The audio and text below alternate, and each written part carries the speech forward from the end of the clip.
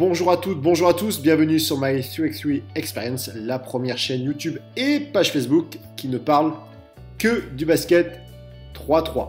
Aujourd'hui, nous allons parler de la contre-attaque. Oui, vous avez bien entendu, la contre-attaque existe bien dans le basket 3-3, à ne pas confondre avec le jeu rapide, puisque le basket 3-3, ce n'est que du jeu rapide, puisque vous n'avez que 12 secondes pour tirer. Dans un premier temps, nous allons faire quelques rappels de règlement. Ensuite, je vous présenterai 3 façons de jouer la contre-attaque. Et enfin, je vous présenterai 2-3 situations pédagogiques d'exercices que vous pourrez mettre en place pendant vos entraînements. C'est parti!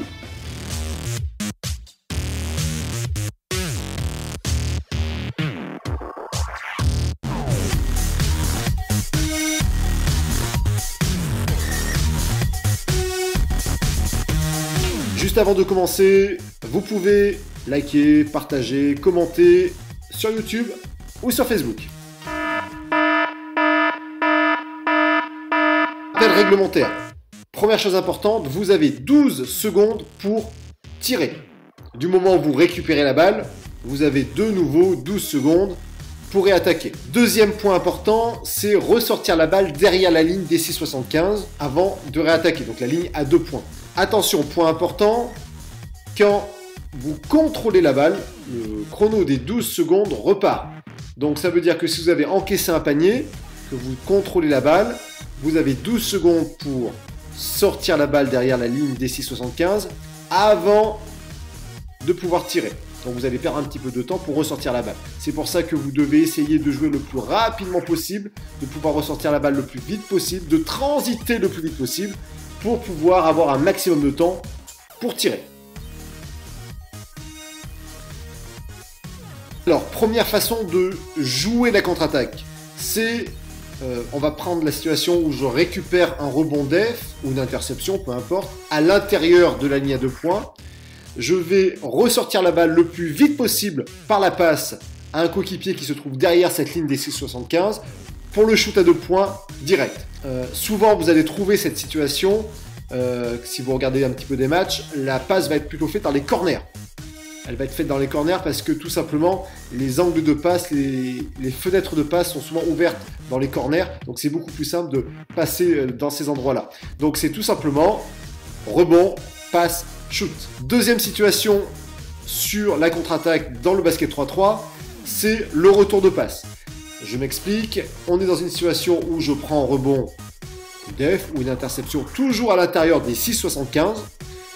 Je fais une passe très rapide derrière la ligne des 6,75 et je prends tout de suite la position, moi passeur, sous le panier, pratiquement sur la zone de non-charge pour réceptionner la balle, tirer.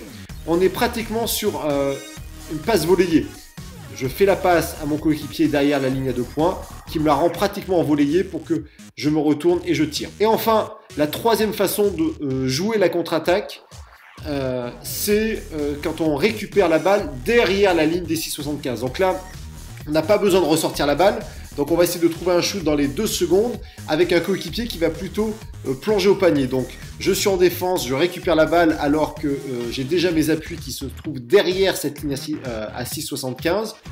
Tout de suite je me retourne et un coéquipier coupe vers le panier le plus vite possible. Voilà en fait les 3 grandes façons, les 3 façons les plus courantes de jouer la contre-attaque dans le basket 3-3. Allez, juste avant de se quitter, je vais vous présenter 3 situations pédagogiques, 3 exercices pour travailler le passe shoot à 2 points et passe, retour de passe pour un tir intérieur.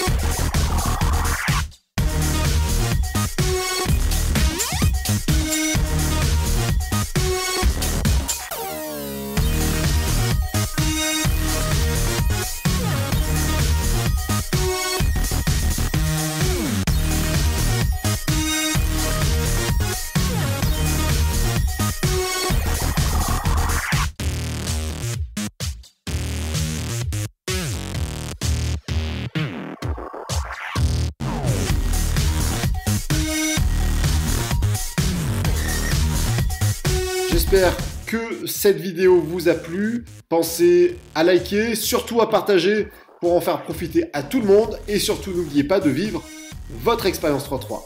À bientôt!